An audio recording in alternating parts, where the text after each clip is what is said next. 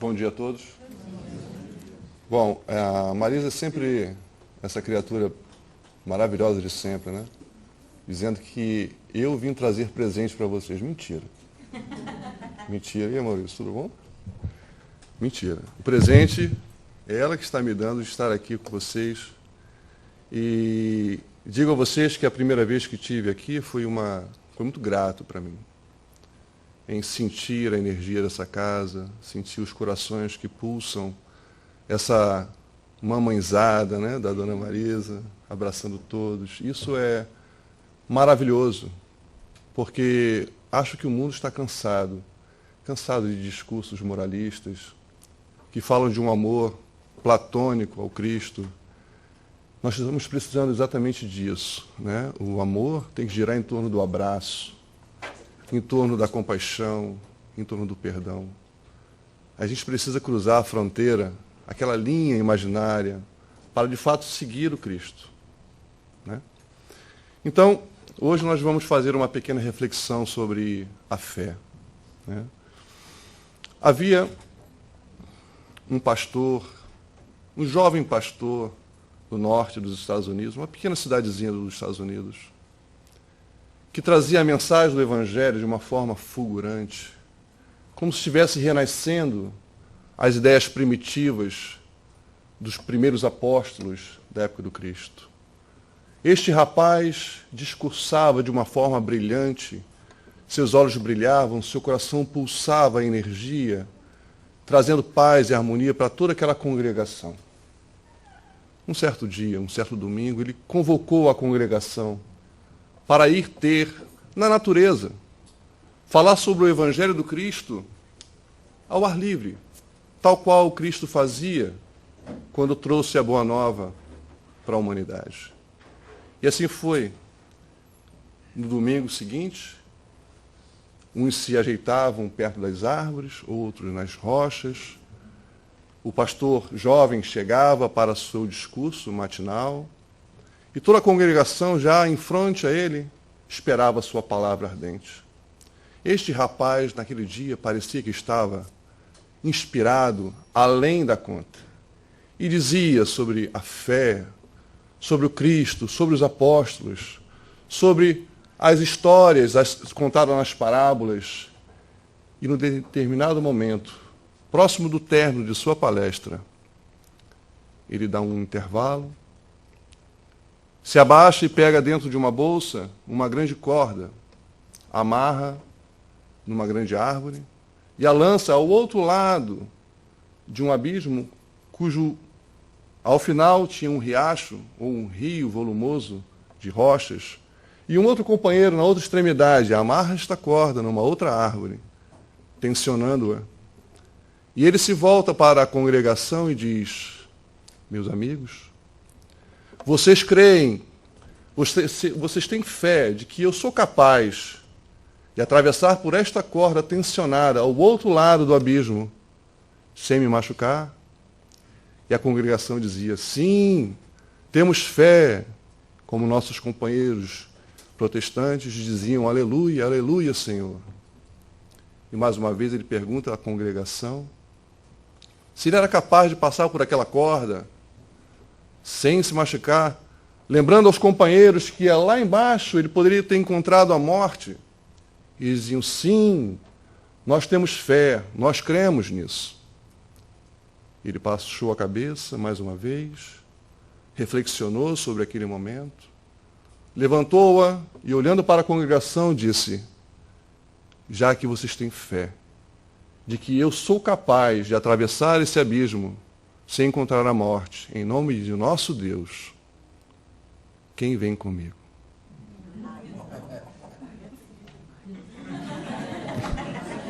Aí é...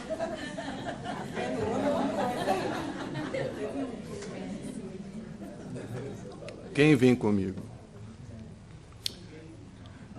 Me faz lembrar num dia em que os ventos balançavam as ondas do mar e que o nosso querido e meigo Habib da Galileia pede para que seus apóstolos embarquem na embarcação e saia mar afora. sem ele.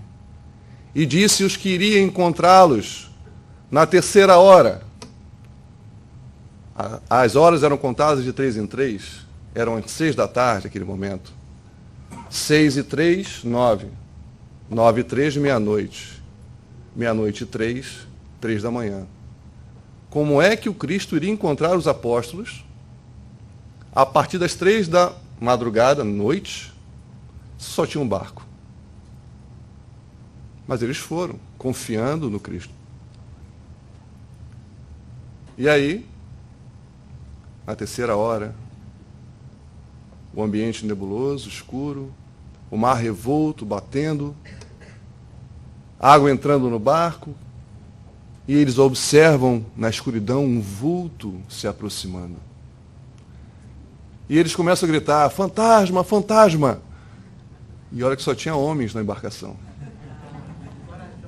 Não tinha mulher, era só os homens. Foi um deslize, né, dos apóstolos, é uma coisa, né, passageira. E eles gritavam: fantasma, fantasma! E aí Pedro se aproxima da beira do barco e olha: é tu, Jesus, que vem? E ele: sim, Pedro, sou eu. Mas não se conseguia enxergar direito a fisionomia daquela criatura. Imagina só, imaginem-se só, vocês dentro de um barco e aproximando, né, uma pessoa flutuando sobre as águas. Né? E eles ainda estavam em construção de fé naquele momento. O Cristo, para eles, dizia sobre um reino do coração, e eles achavam que era um reino material naquele momento. E Pedro falou: se és tu, mestre, faça-me com que eu caminhe sobre as águas. E ele diz: venha. Poderia ter dito: não, Pedro, para que você caminhe sobre as águas, você precisa ter o conhecimento universal sobre as leis que regem o universo, então só eu que detenho esse poder, você não. Ele falou: não falou isso. E disse: venha, Pedro, venha ter comigo. Na ignorância e na infantilidade do Pedro, sem conhecer as leis que regem os fenômenos da vida e da morte, este homem, acreditando naquele homem, naquele Cristo, no Jesus, desce do barco e caminha sobre as águas. Que coisa linda. Imagina um homem caminhando sobre as águas, sobre o poder magnético daquele outro homem que o traz a si. E esta confiança de Pedro naquele homem, naquele olhar, naquele poder, caminha. E num determinado momento, ele olha para os lados, deve pensar assim: nossa, deve ser muito perigoso isso que eu estou fazendo aqui, né, gente? O mar batendo e eu andando sobre as águas. E ele duvida, ele titubia naquele momento. E ele começa a afundar nas águas do mar. E aí ele começa a gritar: Senhor, me ajuda, estou afundando. Devia estar muito próximo do Cristo, quase lá, quase lá. O Cristo apenas estende os braços e levanta e diz assim: homem de pouca fé. Pedro saiu do barco e caminhou sobre as águas até próximo a ele e afundou. Ele levanta Pedro e diz: homem de pouca fé. Aí eu pergunto a vocês: e os que ficaram no barco? São homens de quanta fé?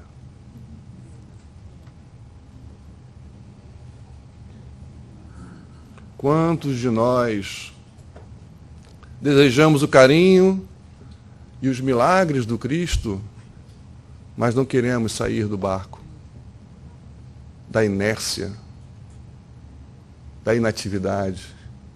A gente não faz um impulso à frente para se movimentar na direção deste homem que nos resgata das sombras e diz: vem por aqui, acredite em mim. Este homem tem o poder e a capacidade de adentrar no seu mundo. Isso é amor. Minha mãe, por exemplo, ela é bem velhinha. Não é bem velhinha, mas ela já é uma senhora. E ela é lenta. E ela repete histórias, as mesmas histórias o tempo todo. E quando eu estou com ela caminhando lado a lado, se eu for no meu ritmo, na minha velocidade, daqui a 5 minutos eu vou olhar para trás e já não vou enxergar mais ela. Ela vai estar sumida lá atrás, porque ela anda devagar. Então eu preciso entrar no tempo dela. Isso é amor. Caminhar ao lado dela na velocidade que ela caminha. Ouvir as histórias, porque o mundo dela é um mundo desacelerado.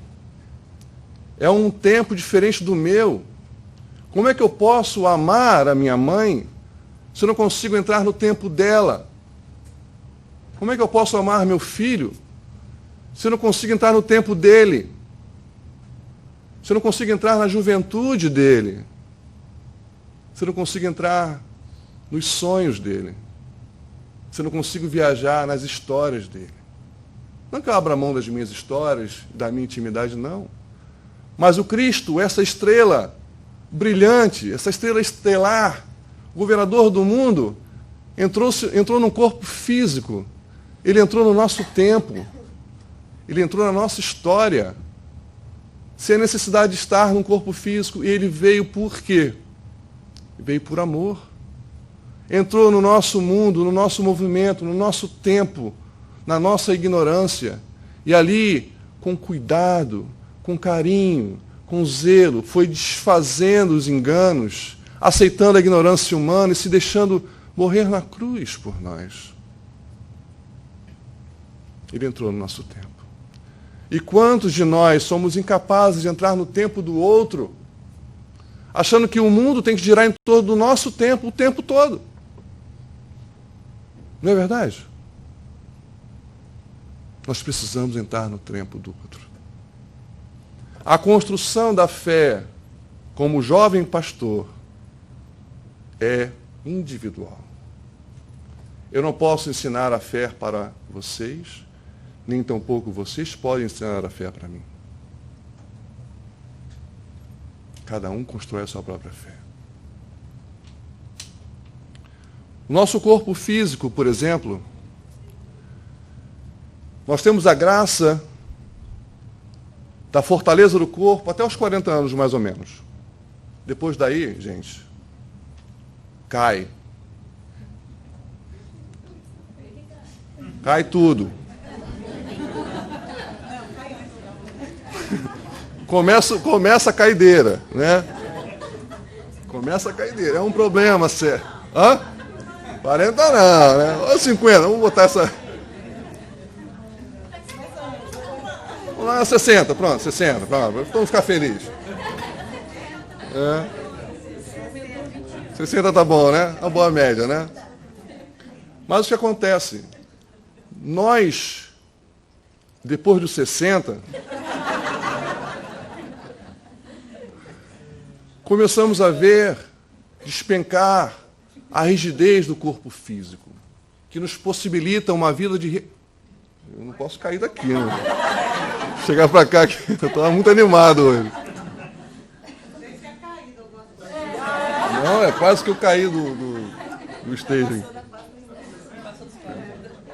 Passei dos 40, já está começando a degenerar a situação.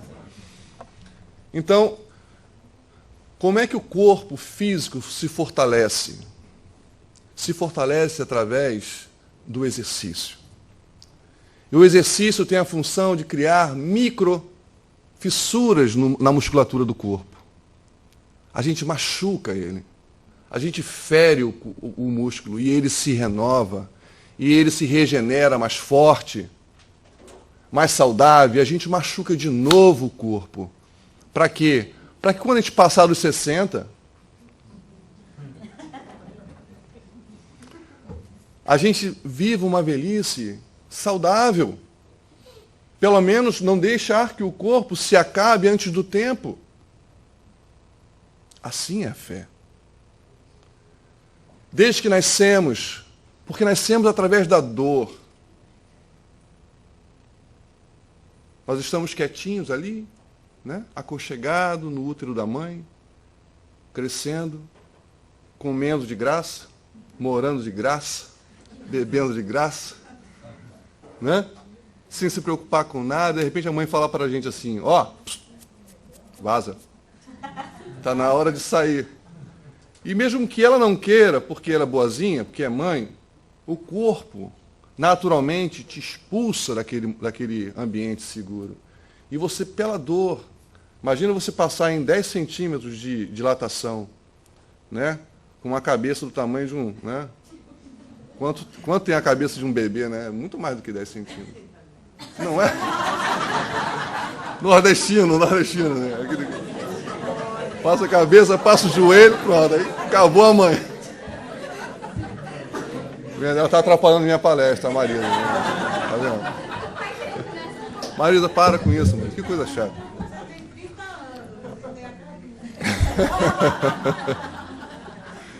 Então, a gente já entra no mundo através da dor, né? E aí o que acontece durante o período de adaptação ao corpo físico, que, segundo o Espiritismo, se completa aos 7 anos de idade, o processo reencarnatório, nós vivemos duas realidades, a realidade material e a realidade espiritual. E essa readaptação ao movimento de um corpo que nos limita o que a alma nos permite vivenciar no mundo astral, nós sentimos dor. O que houve? Está ruim? Assim? Isso. E a gente vai crescendo e vem a juventude, a adolescência, né? Aquela indecisão se eu sou criança, se eu sou adulto, e aí os pais não nos entendem, a gente quer provar para o mundo que nós somos já homens ou mulheres adultas, e começamos a fazer coisas que superficiais para provar essa nossa maturidade, e as coisas vão se passando e vem o trabalho, vem as relações, vem uma série de coisas que vão ferindo a nossa alma. Ferindo como nós deveríamos fazer com o corpo físico. Pequenas fissuras, bem pequenas na nossa alma, machucando. Como é que nós lidamos com as pequenas machucados da alma? Ignoramos? Vamos passando por elas? Porque um dia, tal qual o corpo despenca a partir dos 60 anos, vou até mudar aqui na minha palestra, aqui, 60 anos. Os nossos sonhos também despencam em determinado momento. Porque nós vivemos uma referência do que somos, de um ser físico ou um ser espiritual.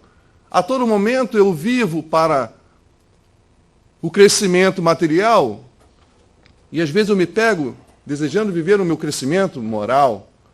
E essa dualidade de referência me faz cometer equívocos tremendos na nossa vida. Não é verdade? A gente não sabe o que a gente é de verdade. Então nós precisamos, tal qual o corpo, exercitar, ferir e restabelecer mais fortes através do quê? Em se tratando da moral, do perdão, do entendimento, da amabilidade. Entrar no tempo do outro com respeito, porque fé em Deus é fé no homem. Se eu não consigo olhar o homem como ele é, seja ele um violador, seja ele um assassino, seja ele um santo, seja ele um herói, eu não consigo estabelecer uma fé real em mim. Porque eu, desde os 19 anos de idade no Espiritismo até meus 32, já vi que a fé em Deus trouxe muitos prejuízos para algumas pessoas. Mas espera aí, Alexandre, como assim? Sim, a pessoa se abandona, a pessoa maldiz o mundo porque não crê em Deus, a pessoa se isola, a pessoa julga porque tem uma fé em Deus, mas não tem uma fé no homem. E vice-versa, se o indivíduo tem fé no homem, esquece do Deus que realiza transformações silenciosas na nossa intimidade. Então, como é que eu posso amar a Deus se eu não consigo olhar para o outro com carinho e entendê-lo, mesmo que ele me agrida, mesmo que ele me fira? Ferir? Mesmo que ele me machuque, fica melhor. Né? Evita ele. Mesmo que ele me machuque, mas quem é machucado e jamais machucou alguém? As relações da vida é feita de perdões constantes. A todo instante nós precisamos perdoar alguém por alguma coisa e sermos perdoados por alguém por alguma coisa. Se eu não conseguir estabelecer o perdão na minha vida, eu vou viver uma vida agressiva, isolada, preconceituosa e vou desencarnar da mesma forma que eu nasci, infelizmente. Fé é isso. Allan Kardec, no capítulo 19 do livro O Evangelho segundo o Espiritismo, ele faz um estudo brilhante sobre a questão da fé. Brilhante. E eu trouxe desse capítulo 4 significativos da fé. E fiz um paralelo com o Evangelho do Cristo para ilustrar essas assertivas. Tá bom? Então vamos seguir juntos nessa relação. A primeira, eu mudo aqui, né? Não, para baixo. Para lá. Para cima. Para lugar nenhum.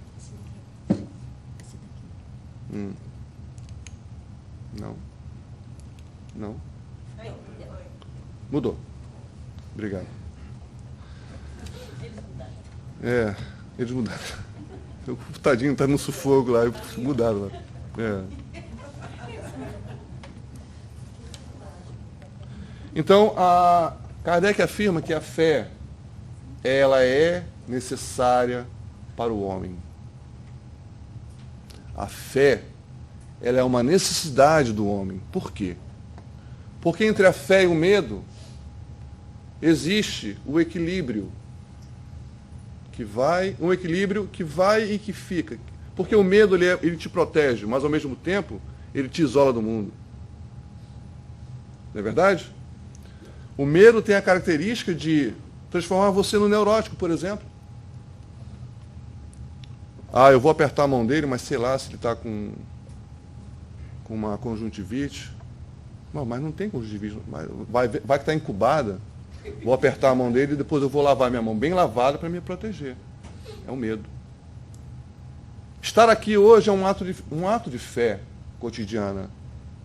Quando eu acordei, por exemplo, hoje, quem me garante que quem fez o pó do meu café não colocou alguma substância ali que ia me envenenar e ia tirar minha vida? Quem me garante que a pasta de dente que eu escovei os meus dentes não tem um ácido corrosivo que vai destruir a minha gengiva? Quem me garante... Quem me garante que sair da minha casa até aqui, um caminhão não atravessaria o meu caminho e ia tirar a minha vida? Assim, nós vivenciamos atos de fé constantemente, acreditando nas pequenas coisas. O neurótico não. O neurótico não consegue sair de casa. Ele entra em depressão, crises de pânico, se esconde do mundo. Então, vivenciar a fé e o medo no seu limite é importante. Então, por isso que o Allan Kardec afirma que a fé ela é necessária para o homem, porque sem a fé nós não nos movimentamos para lugar nenhum. E nós vamos lembrar... Muda aí, velho. Valeu. Que certa vez um pai veio ao Cristo. Eu vou tirar a imagem, que vocês estão olhando para a imagem, não estão olhando para mim. Brincadeira. E disse: meu filho, ora se joga na terra, ora se joga no fogo, ora na água.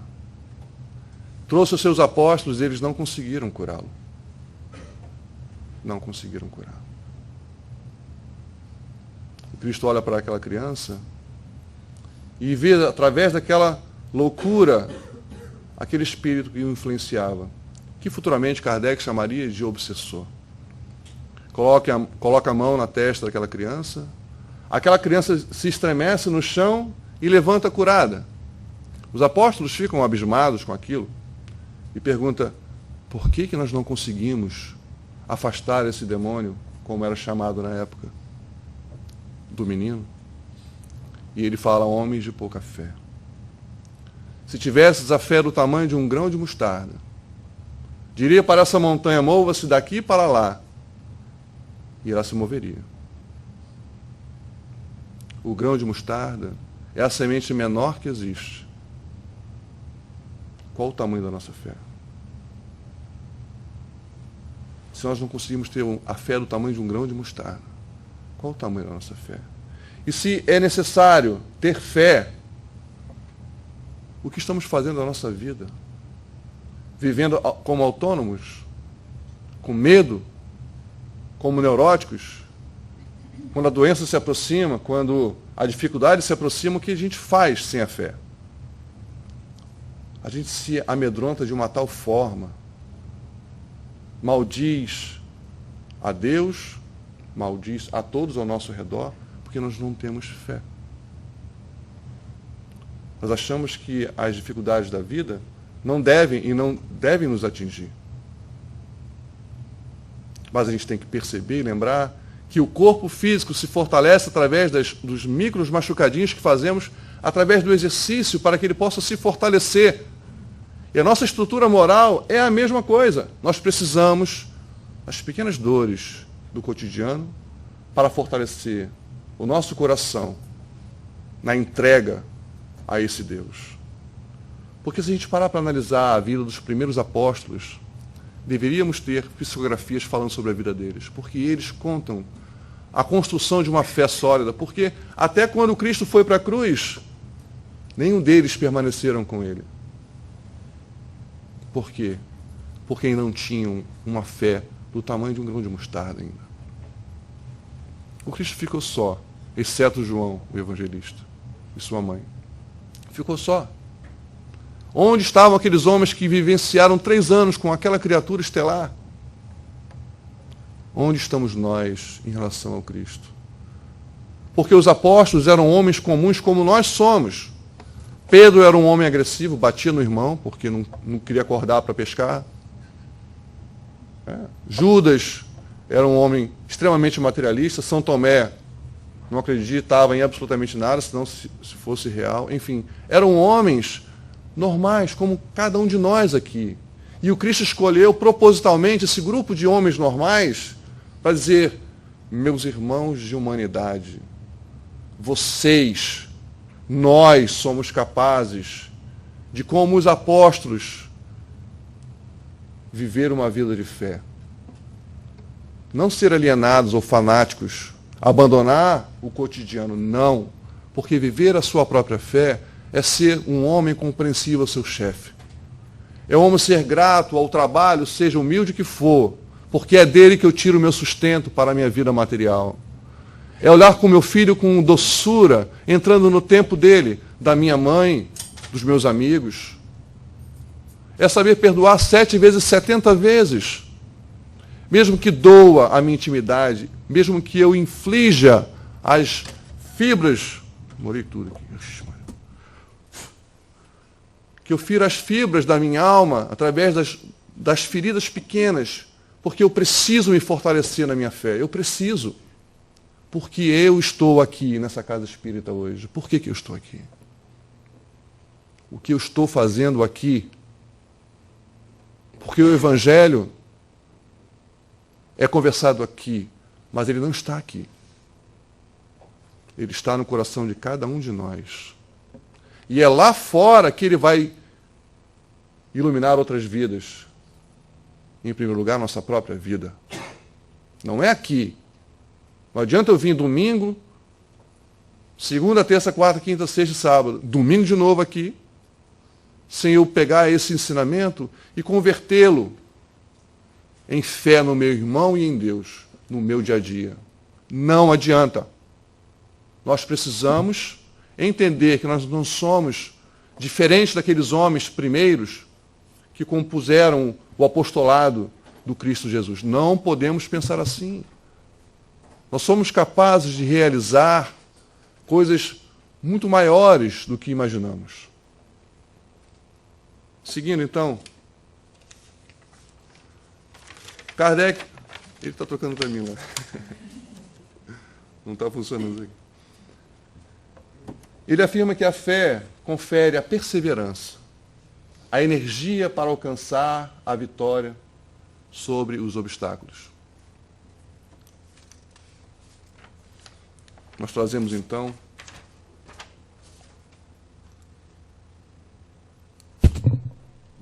está tocando. Uma mulher cananeia seguiu o grupo apostólico do Cristo Jesus pela estrada e gritava ao longe: Senhor, Senhor, cura minha filha que está enferma. E ele não dizia absolutamente nada para ela. Um dos apóstolos voltou à mulher e disse: mulher, cala-te, você é cananeia. Este homem veio para resgatar as ovelhas perdidas do reino de Israel. E por incrível que pareça, Jesus não disse absolutamente nada. Mas a mulher... Então, acho que está funcionando. Mas a mulher com uma fé perseverante, enérgica, buscando vencer os obstáculos, insistia, gritando: Senhor, cura minha filha. Ela está doente, precisa do seu auxílio. Ele volta para ela e diz: mulher, você já não ouviu o que os meus apóstolos disseram a você? Eu vim para o reino de Israel. A mãe que dá alimentos para... não dá alimentos para os seus filhos, e sim para os cachorrinhos, essa mulher está equivocada. E ela diz para ele assim: Senhor, até os cachorrinhos comem as migalhas da mesa de seus donos.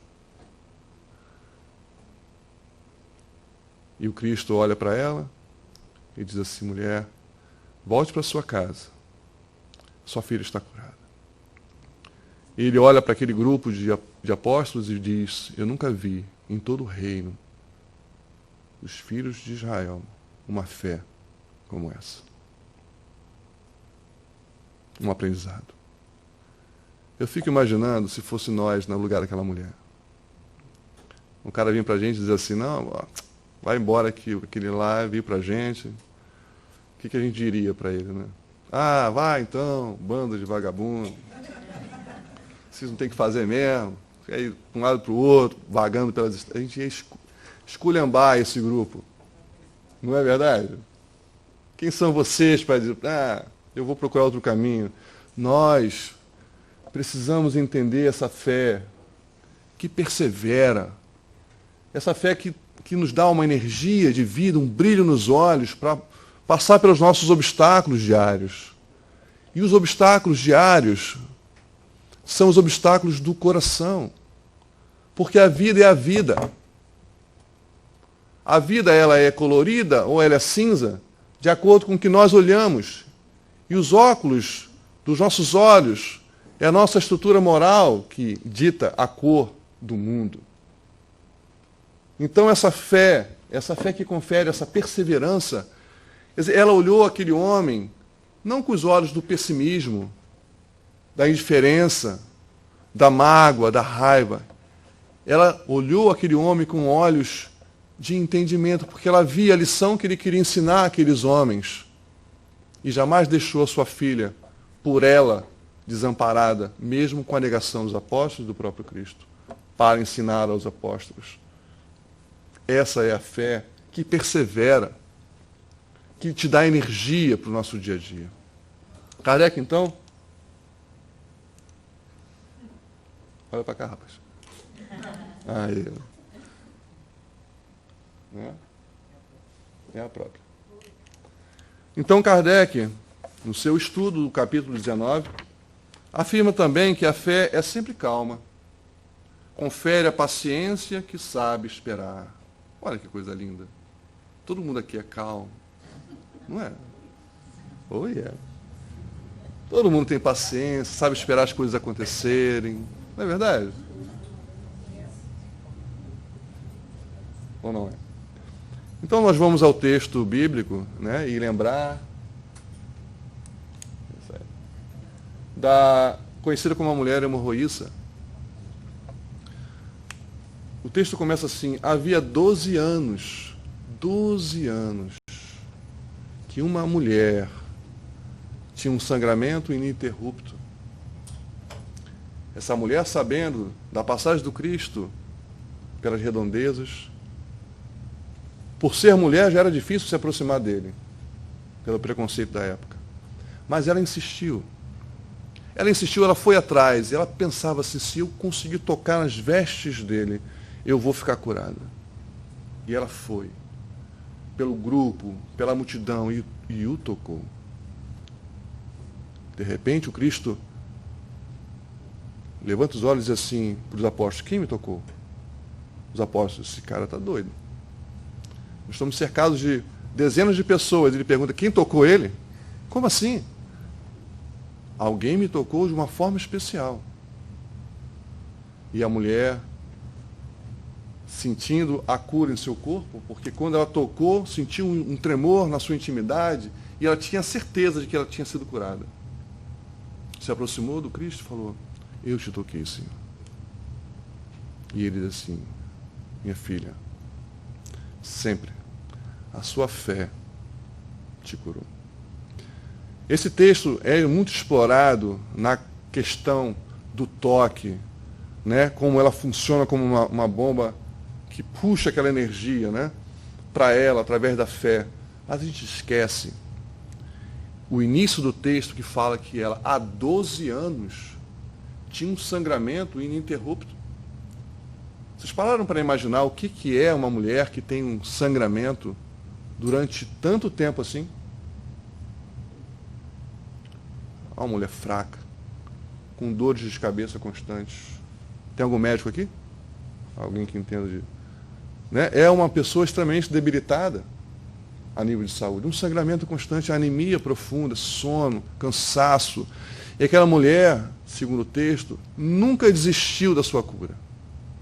Nunca desistiu da sua cura. Porque ela tinha uma fé calma.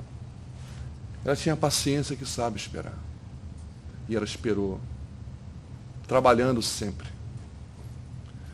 A gente, às vezes, corta um dedo, né, e pensa que aquela cicatriz precisa, aquele machucado precisa ser urgentemente cicatrizado. A gente não tem a paciência, a fé.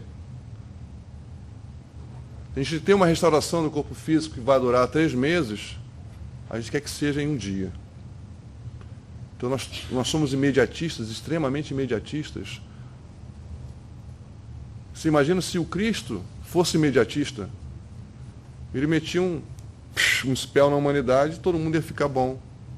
Mas ele é a calma, ele é a paciência, que sabe esperar. Por que ele sabe esperar? Porque ele sabe que nós precisamos de tempo para escolher os nossos próprios caminhos.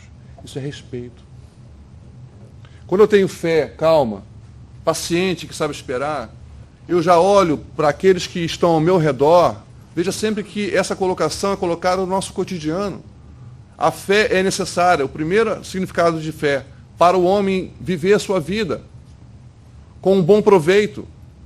Então, se essa fé me transfere uma calma, uma paciência que sabe esperar, eu consigo olhar para o meu próximo, entender que ele, tanto quanto eu, precisa de tempo para poder restabelecer as suas conexões de evolução.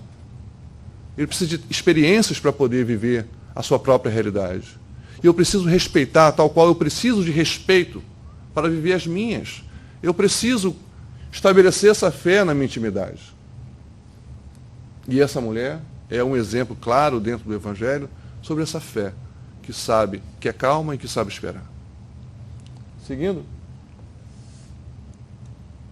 Mais um. Mais um. Oh, meu Deus. Está tomando café. Baixou para tomar café.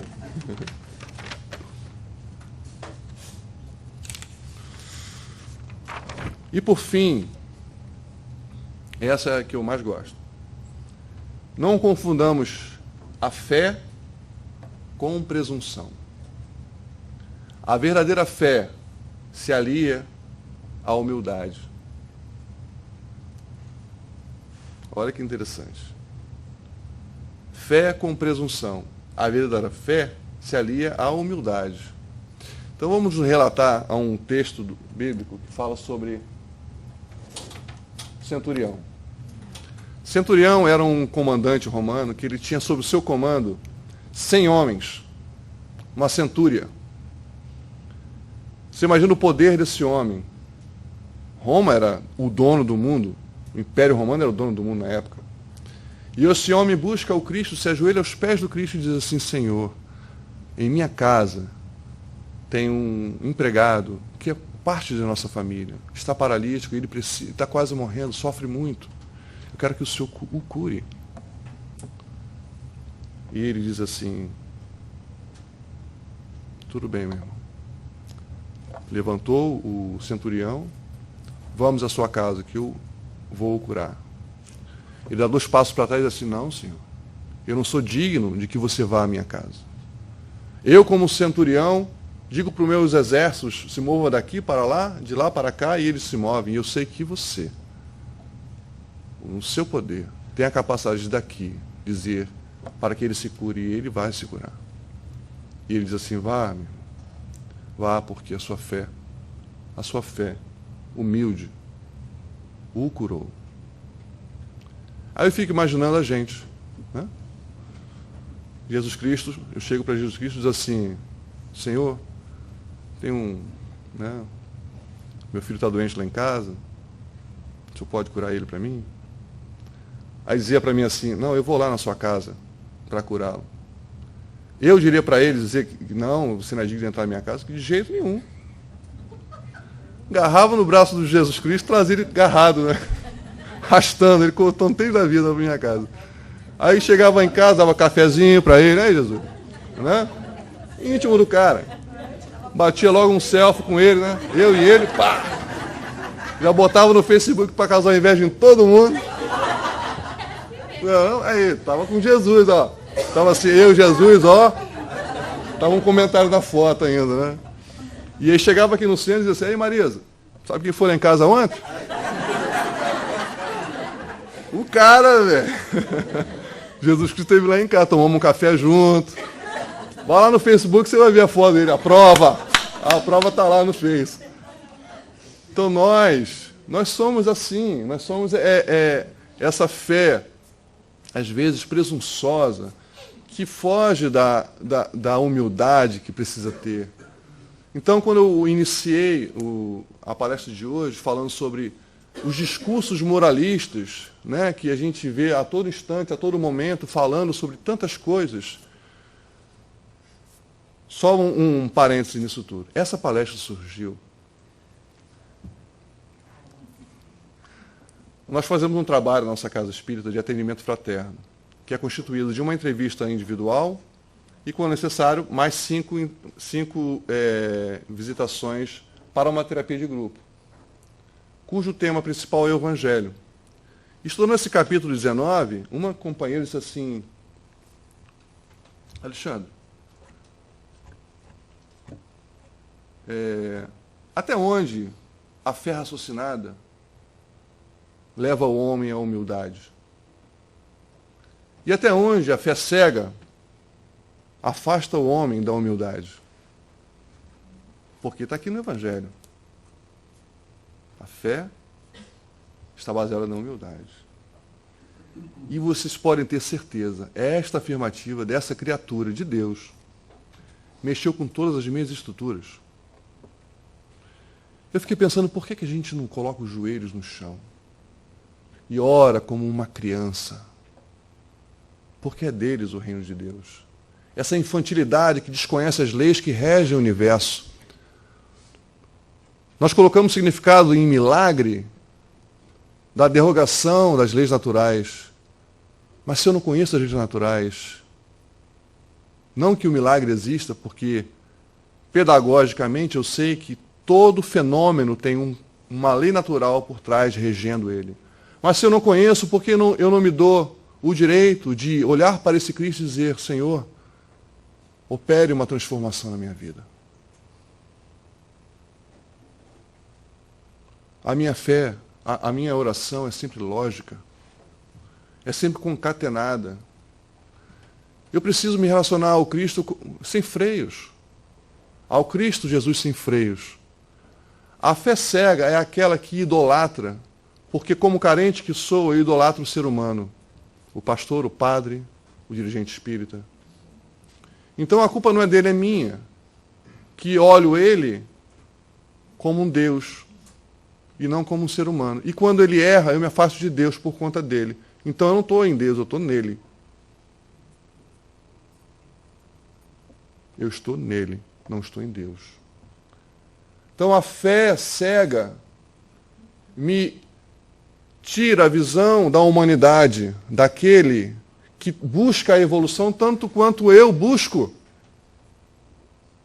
E aquele que está à frente, aqui como eu estou, não pode negar jamais a responsabilidade que traz nos ombros de dizer para vocês o que eu preciso ouvir. Porque acima de vocês está a minha transformação. Se eu não consigo estabelecer essa fé que eu digo para vocês hoje em mim, é uma palavra sem alma. É uma palavra sem história. Pedro, quando saiu do barco e foi até Jesus pelas águas e afundou, ele pode dizer que o homem que caminhou sobre as águas foi eu. Eu vivi aquele milagre.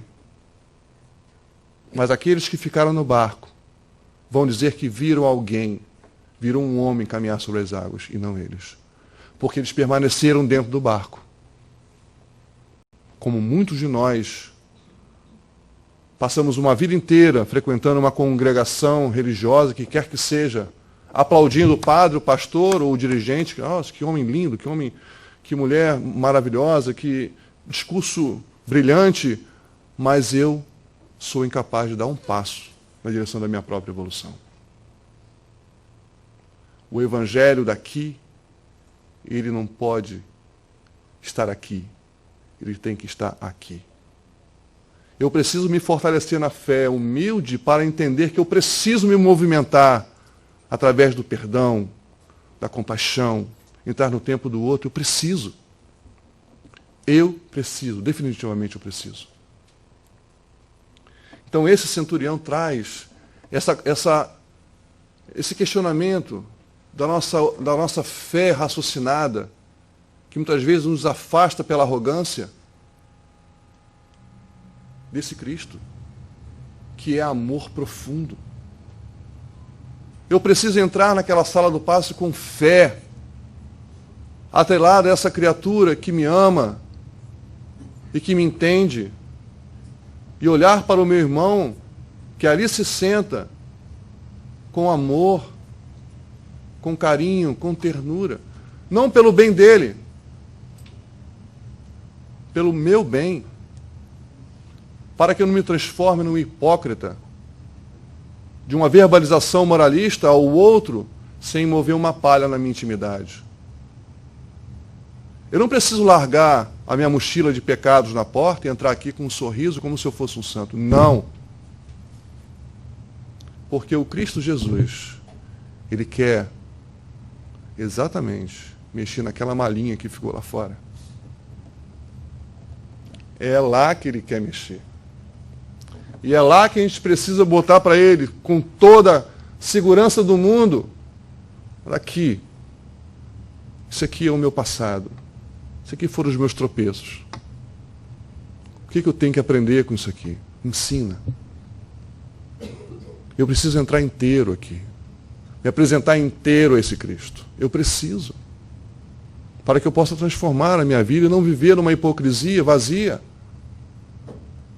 Eu sou trabalhador espírita. Eu dou palestra. Eu doutrino os espíritos.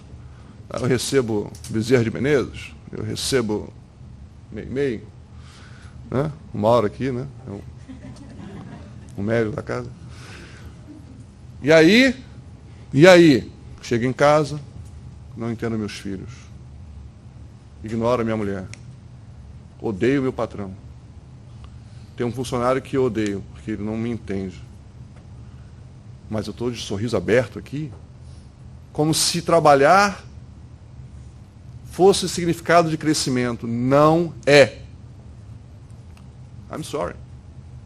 Não é. O trabalho mais importante é do nosso dia a dia, porque vamos chegar aqui no domingo com a alma cheia de experiências. Vamos ser o Pedro, caminhando sobre as águas, em meio à tempestade da vida, com os olhos pregados no Cristo, com a coragem que eu preciso ter para poder vencer, não o mundo, mas as minhas deficiências, as minhas dificuldades. Você imagina Francisco de Assis quando vê o mundo no ano de 1200 e alguma coisa depois de Cristo, como Francisco de Assis, João Evangelista como Francisco de Assis, com a função de... Eu passei da hora já, né? Sorry. Hã? Não me fala porque eu animo, velho. Eu animo e vou embora. Enfim, então nós precisamos... bom, então vamos terminar então, porque a gente está passando. Sabia-se de que, só para a gente terminar, uma freira chamada Teresa, numa cidadezinha da Europa, com 3 moedas nas mãos, mendigava porta a porta com o objetivo de construir uma casa para as meninas que viviam pela rua naquela cidade. Bateu na porta de um homem rico e disse a ele: eu preciso que você me doe, porque o projeto é esse, esse, esse, esse. Esse homem sorriu, gargalhou, falou assim: o que pode Teresa e 3 moedas mudar na vida dessas crianças? Ela diz assim: Teresa e 3 moedas não podem nada. Mas Teresa, 3 moedas e Deus pode muita coisa. Então vamos levar a certeza de que, com muito pouco, mas se tivermos Deus, se tivermos fé, nós somos capazes de muita coisa. Tá bom, gente? Muito obrigado pela atenção e desculpe qualquer coisa.